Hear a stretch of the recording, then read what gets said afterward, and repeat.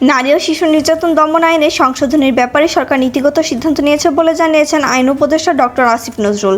সোমবার 17 মার্চ রাজধানীর বেইলি রোডে ফরেন সার্ভিস একাডেমিতে আয়োজিত এক প্রেস ব্রিফিংয়ে এসব কথা বলেন তিনি। আইন উপদেষ্টা আরও বলেন, আজ প্রধান উপদেষ্টা অধ্যাপক মোহাম্মদ ইউনূসের সভাপতিত্বে এক বিশেষ সভায় এই সিদ্ধান্ত নেওয়া হয়।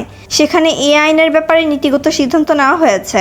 সংশোধিত আইনে ভিকটিমকে ক্ষতিপূরণ দেওয়ার বিধান রাখা হয়েছে বলেও জানান তিনি। এ আইনের বিচার ও তদন্তের সময় কমিয়ে দেওয়া হচ্ছে জানিয়ে আইন উপদেষ্টা ডক্টর আসিফ নজরুল বলেন, শিশু ধর্ষণ মামলা আলাদাভাবে বিচার করার জন্য বিশেষ ট্রাইব্যুনালের বিধান রাখা হয়েছে। এই বিষয়ে সবাই নীতিগতভাবে সম্মত হয়েছে।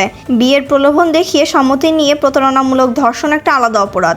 সম্মতি ব্যতীত যে ধর্ষণ, সেটার বিচার ও তদন্তের সময় কমানো হয়েছে। যে কোনো ধর্ষণ হলে আমরা এই আইনের আওতায় আনছি। ডিএনএ রিপোর্টের জন্য অনেক মামলা বছরের পর বছর পড়ে থাকে। তিনি আরও জানান, আমরা এই আইনের বিধান করেছি ডিএনএ রিপোর্ট ছাড়াই। আদালত যদি মনে করে মেডিকেল সার্টিফিকেট এবং পারিপার্শ্বিক স্বার্থের ভিত্তিতে বিচার সম্ভব, তাহলে ডিএনএ রিপোর্ট ছাড়াই আদালত বিচার করবে। ধর্ষণের উদ্দেশ্যে যদি গুরুতর আহত করা হয়, সেটারও গুরুতর শাস্তির ব্যবস্থা করা হয়েছে।